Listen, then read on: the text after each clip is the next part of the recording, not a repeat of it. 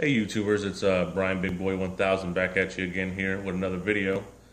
Today we're going to take a look at a new toy I bought 2 or 3 weeks back, and something I've been wanting for many years and just kept putting off for one reason or another, but I finally decided to break down and go ahead and buy it. So I figured I'd make a video and kind of show you what I got and kind of tell you why I bought it. First off, it's there's a hand cannon inside of that box right there. I was looking at a Smith & Wesson model, and I was looking at the Ruger models. And the Smith & Wesson I was looking at, of course, was the 500 Magnum. And price wasn't too bad. Looking around, I can get it for around $1,000. Only bad thing was I was looking around in my local area trying to find ammo for it, and nobody really carried ammo for it. So I went online starting to search for ammo, and I could find it, but it was $3 a round for the 500 Magnum, and then you had shipping on top of it, and that's just way too much money. I couldn't even afford to shoot it, so I opted not to buy that one, and started looking at the Ruger models, and I was looking at the Red Hawks and the Blackhawks, and the Red Hawks, I just kind of didn't cosmetically like the way they looked, because they do look a little bit different than the Super Blackhawks. So I opted not to get the Red Hawk. So of course what's inside this box is a Ruger Super Blackhawk Hunter Edition 7.5-inch barrel, and I picked this up from KentuckyGunCompany.com and had it shipped to my local FFL. And the reason why is I was in one of my local gun shops in town, and they had 2 Super Blackhawks. There wasn't the Hunter Edition, just the standard Super Blackhawk. And they had 2 of them used, and they wanted $5.49 plus tax and $5 call-in for a used one. And I almost bought it, but then I said, let me look around first. And I got online and started looking at a few places that I buy guns from. And they had the same model that they had in their gun case for $5 cheaper. Granted, you may have to pay a little shipping, and you may have to pay a little fee to your FFL. But if I'd have bought it at the gun shop, I still would have had to pay tax and the $5 call-in, which would have been about the same amount. So I could have got a brand new one for the price that they had a used one. So I opted not to buy theirs. And then when I started looking around, I come across the Hunter Edition, and it had a scope on it, in the picture. And I remember years ago being at another pistol range, and a gentleman had a Ruger there with a scope on it. And I just thought it was real badass. And I was like, I would love to have that kind of gun, but never really, just every time I got the money, something else come up and I didn't buy it. So anyway, it was only $100 more than the regular Super Blackhawk to get the Hunter Edition, which comes with like a pair of $60, $80 scope rings to boot. So that kind of makes up for the price difference that you would pay, because if you bought just a regular Super Blackhawk, you would have to buy the scope mount, scope rings to put a scope on it, and then that would cost you even more money. So I opted to go ahead and get the Hunter, which already come with the attachment points on the barrel, and then it comes with these real nice scope rings here. So you figure you pick a good set of scope rings up for the Super Blackhawk, you're going to pay 50 to 80 bucks. So that right there to me was worth the $100 bucks. Plus on a regular Super Blackhawk, you got to buy a special mount that goes on to the receiver part here, which clamps on, and you have a possibility of it coming off. So I got this one, and as you can see, it's got the little attachment points here for the scope ring. So my plan is to put a scope on it. I'm gonna look around to see if maybe I could find some kind of a red dot that I could adapt to it without having to do any modifications. But if not, it's scope's what I'm going to put on it. Of course, any of you that are familiar with these guns know that these are single action only, which means, yes, you have to put the cock the hammer back, and then it'll cock the trigger back, and then it has a real nice trigger pull on it. But on the Red Hawks, it's a double action. All you have to do is squeeze the trigger and it'll drop the hammer for you. But on these models, you do have to pull the hammer back, which is kind of like the old cowboy style gun. As you can see, it kind of looks like a cowboy style gun. And of course the cylinder doesn't drop out sideways. To load it, it has a loading gate, which, yes, this gun is loaded. I'm going to unload it here for you just to show you how. Safety starts with the individual first, not the gun. So all you do is you flip the gate open, and then you kind of just turn it. And they just start falling out into your hand.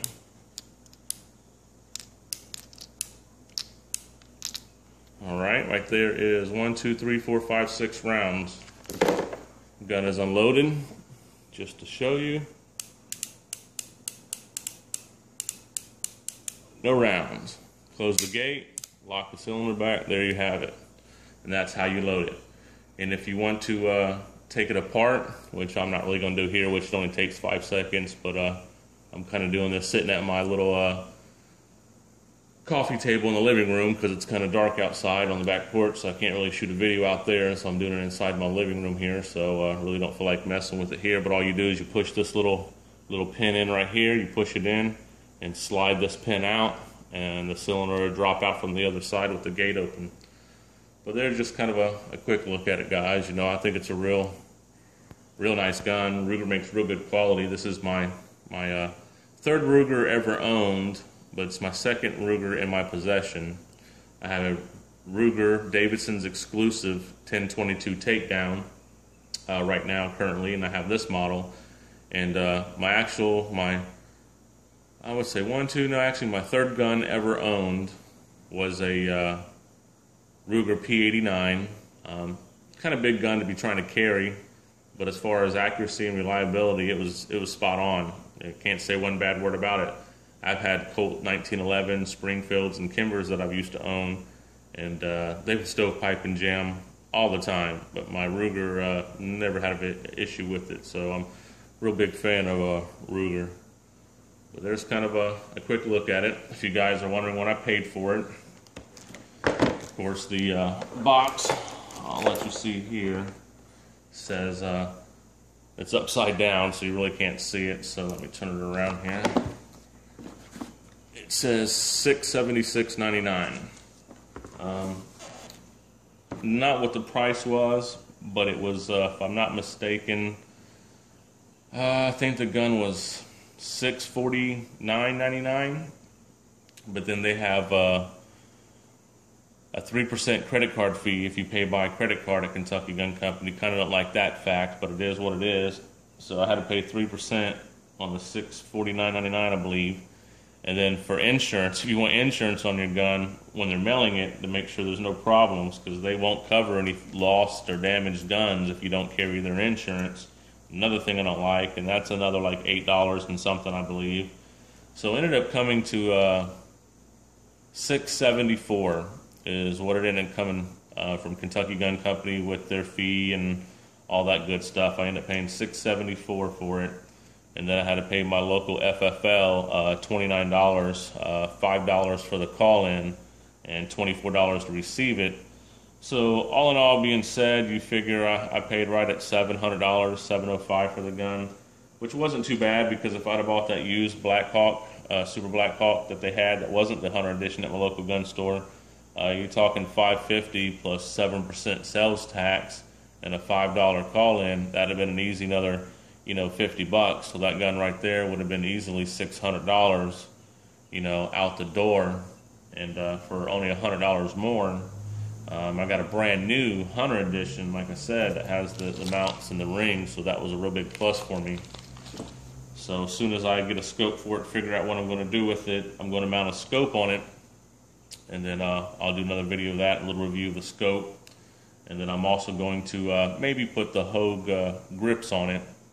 Just because it's got the finger grooves, it's a little bit fatter, rubber grip, give you a little bit more control.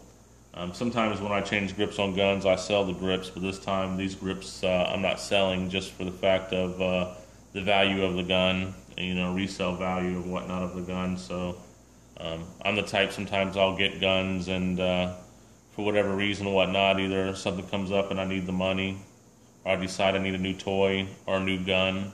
I have a tendency to sell one of them and buy me something else, which some of my buddies kind of tell me, I'll never sell any of my guns. Well, I kind of don't have the money that some of them got, so sometimes when you want something, you got to let go of something else. So for now, I plan on keeping it, not getting rid of it. All the guns that are in my possession right now, which isn't a whole lot, but I don't plan on getting rid of any of them. I'm 38 now. Started buying guns when I was 21 and got my concealed weapons permit when I was 21. And if I had to guess, over the years since then, I've had to have at least 40 firearms. And I've sold and traded quite a few of them in. I've probably got, I believe, 6 in my possession right now. But every one of them's got a purpose, and I like them. This one's purpose, however, is just to say I got it. I've always wanted a hand cannon. I've always wanted a cowboy-style pistol. You know, that Dirty Harry Make My Day kind of pistol. And I broke down and finally got it. And, you know, I think when I put a scope on it, I might even venture out and try to do a little deer hunting with it, or a little bit of target shooting, you know, at a farther distance with the scope on it. I think it'd be kind of fun to shoot in a 44 and a 7.5-inch barrel. So there it is, guys. You see it. Like I said, it's a real pretty gun. They had the blued version and the stainless of my local gun shop used. They had one of each. I like dark guns, don't get me wrong, but on some guns, you know, just the bluing seems to wear a little bit, and it gives it that little bit of used wear, nostalgic look to it. But I opted, I wanted a stainless one, and to be honest with you, I didn't even see this model in a blued version, not the Hunter edition at least anyway. But there it is, guys. Any questions, leave them below. Any comments, please like, share, subscribe. And till next time, guys, see ya.